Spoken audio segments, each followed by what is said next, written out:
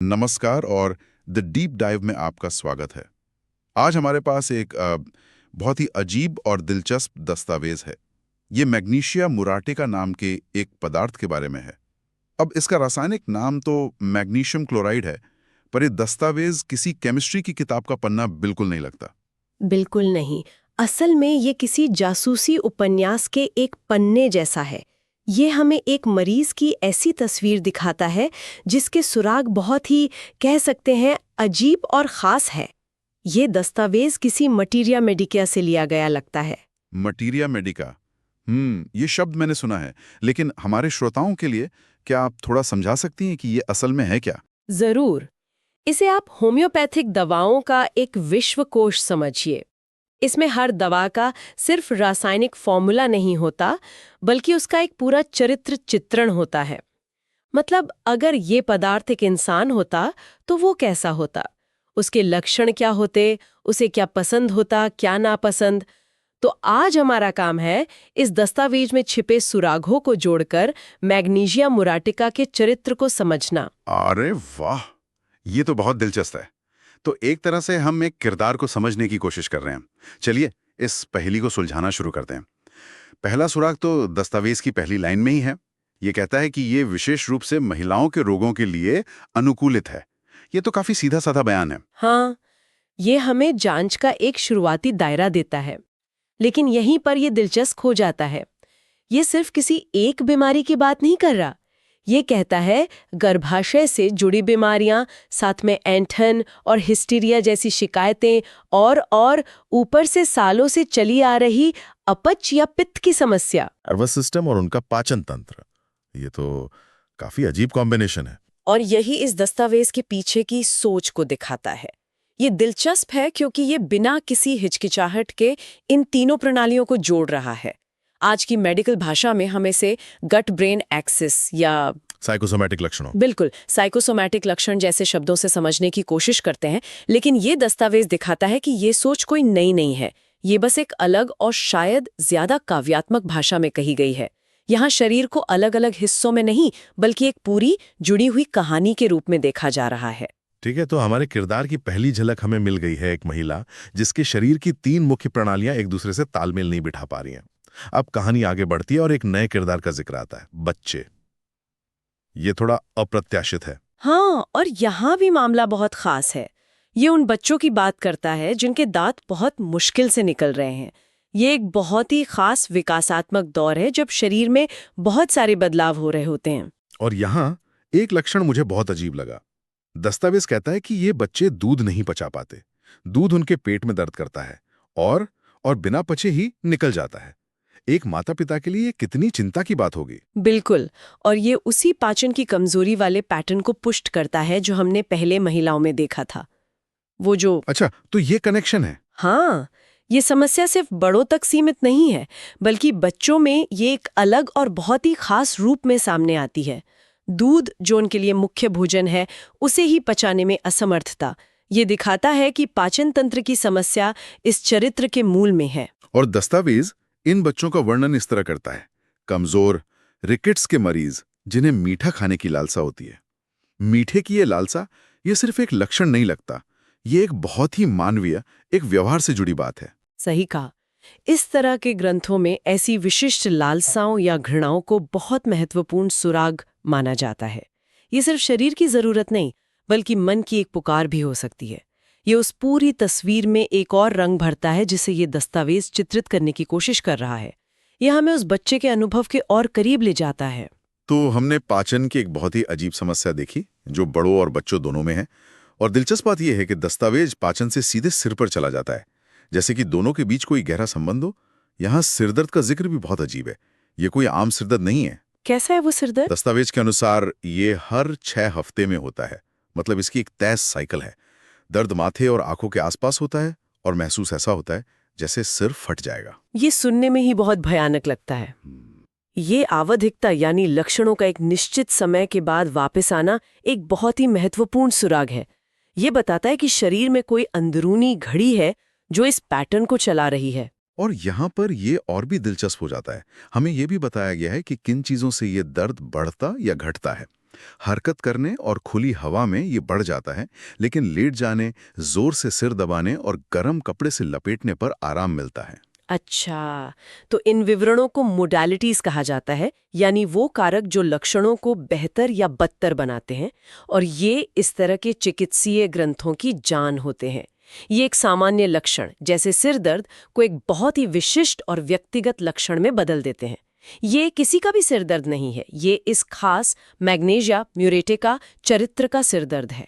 गरम सिंक और दबाव से आराम मिलना, ये शरीर की एक खास प्रतिक्रिया की ओर इशारा कर रहा है। स्रोत में दो और बातें हैं, सिर पर बहुत ज्यादा पसीना आने की प्रवृत्ति और शोर के प्रति अत्यधिक संवेदनशीलता। तो ये सिर्फ दर्द नहीं है, ये एक पूरी संवेदी और शारीरिक प्रतिक्रिया है जहां इंद्रियां बहुत ज्यादा संवेदनशील हो गई हैं। और ये संवेदनशीलता हमें वापस कहानी की शुरुआत में ले जाती है। याद है हिस्टीरिया और एंटन का जिक्र? हाँ बिल्कुल।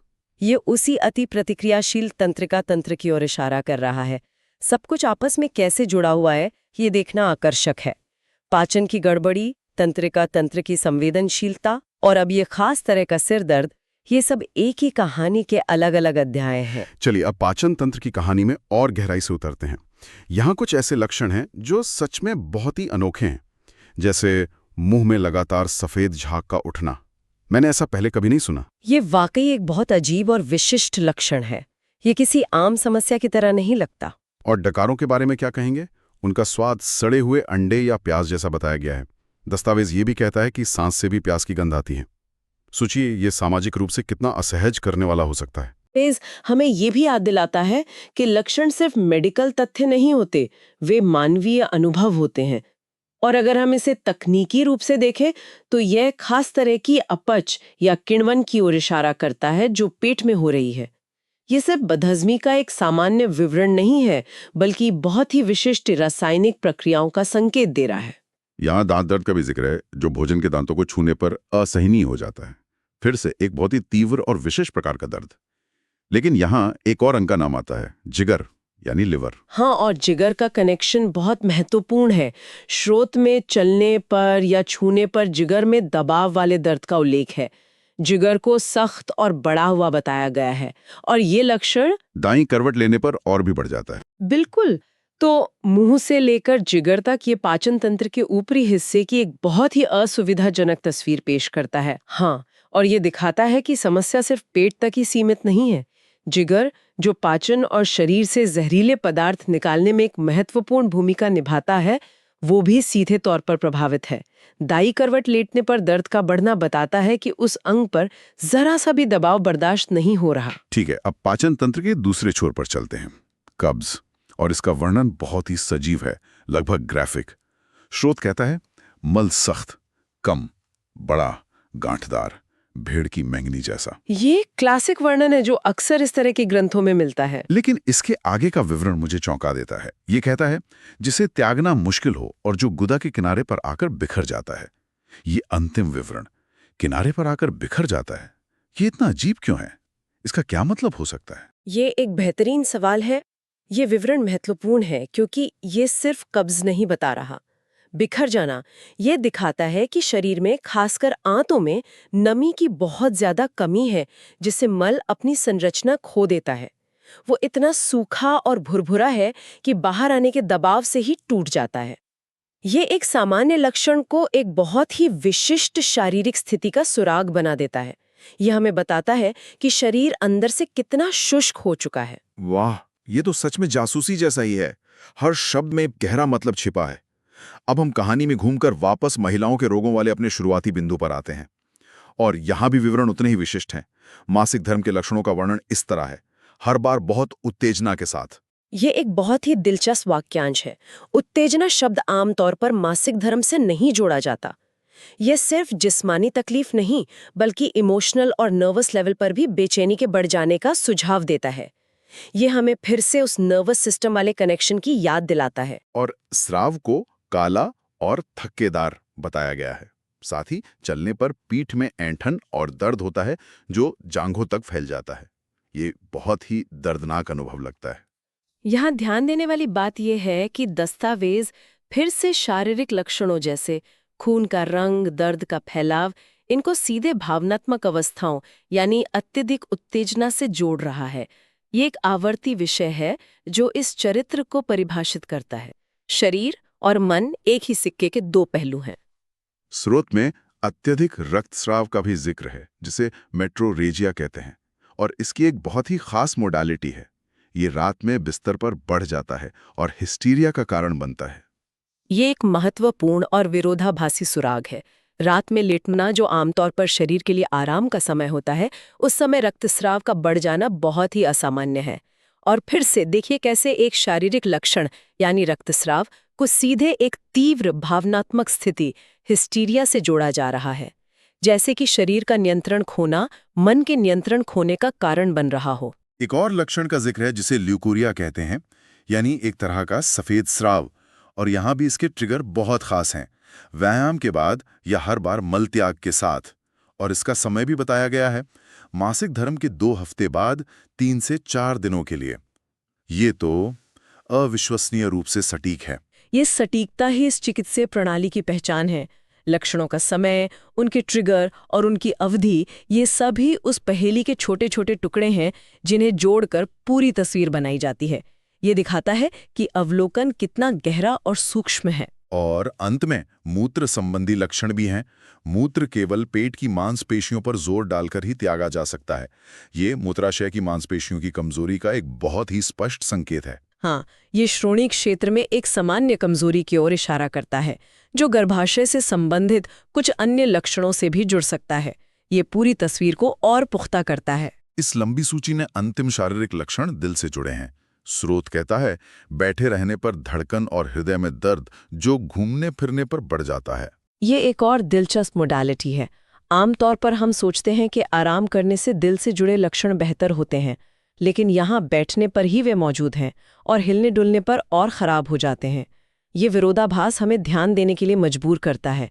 यह हमें बताता है कि इस चरित्र का शरीर आम नियमों का पालन नहीं कर रहा है। और अब दस्तावेज के बिल्कुल अंत में संबंध शीर्षक के तहत एक बहुत ही दिलचस्प तुलना की गई है। इसमें बच्चों की बीमारियों के लिए मैग्नीशिया म्यूरेटिका की तुलना चाम से की गई है, जो शायद कैमोमिला है। ये अंतिम फुटनोट जैसा क्यों है? ये फुटनोट नहीं है, ये असल में इस पूरी प्रणाली को समझने की कुंजी है। यह हमें दिखाता है कि इस दुनिया में किसी भी पदार्थ को अकेले नहीं समझा जाता, उसे हमेशा दूसरे पदार्थों के संबंध में देखा जाता है।